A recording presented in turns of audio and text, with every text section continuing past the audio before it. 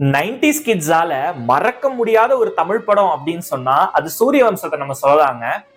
அந்த படத்துல ஒரு கிளைமேக்ஸ் சீன் வரும். அந்த கிளைமேக்ஸ் சீன்ல அதாவது தாத்தாவா இருக்கிற சரத்குமார் அவர்கள் தன்னோட பேரன், அதாவது தன்னோட பையனோட பையன் கிட்ட ஒரு பாயசத்தை ஒரு அண்டால வாங்கிட்டு அல்லது ஒரு சின்ன டப்பால வாங்கிட்டு அவர் போவாரு. அது ஒரு அம்பாசிடர் காரோட பின் சீட்ல வச்சுட்டு அவர் பாட்டுக்கு போயிட்டு இருப்பாரு.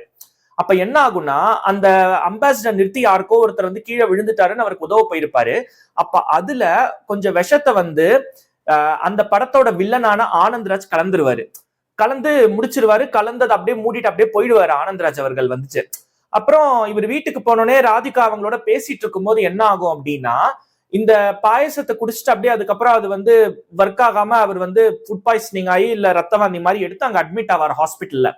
அப்போ திடீர்னு வந்து அங்க ஒரு சண்டைகள் முத்துற நேரத்துல அவர் வந்து பொழைச்சி வந்து இந்த அதாவது தாத்தா, அதாவது இந்த அப்பாவா இருக்கிற சரத்குமார் வந்து சண்டை போடுவாரு ஆனந்த்ராஜ் கிட்ட. சண்டை போட்டு கழுத்தை பிடிச்சி ஒரு டைலாக் சொல்லுவாரு, நான் பாயசம் குடிக்கும் போதே அதுல மறிக்கொழுந்து சென்ட்டோட ஸ்மெல்லு வந்துச்சுடா.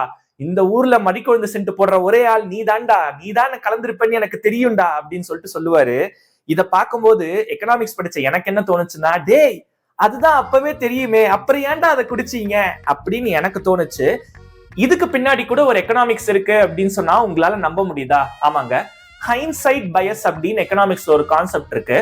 அந்த கான்செப்ட் படி நம்ம எல்லாருமே சூப்பரா ப்ரெடிக்ட் பண்ணுவோம், செம்மையா ப்ரெடிக்ட் பண்ணுவோம், ஃபியூச்சர்ல வரப்போறத நம்ம சூப்பரா இப்பவே ப்ரெடிக்ட் பண்ணி சொல்லுவோம், நம்மளே ஓவர் எஸ்டிமேட் பண்ணிக்குவோம்.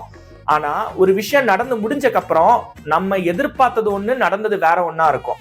அதே மாதிரி இப்போ ஒரு விஷயம் நடந்து முடிஞ்சக்கு அப்புறம் எனக்கு அப்பவே தெரியும்டா இது நடக்கும்னு அப்படிங்கிற மாதிரி நம்ம சொல்லுவோம்.